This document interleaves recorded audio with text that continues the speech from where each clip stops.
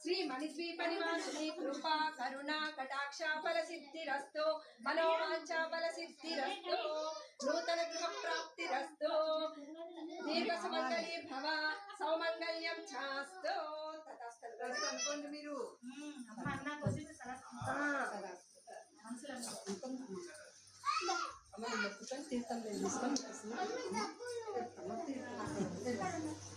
అమ్మకు పసుపు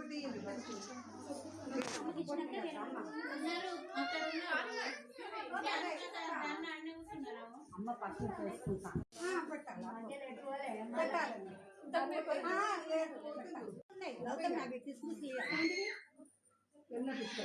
సర్వీసు నువ్వు కూడా రాయి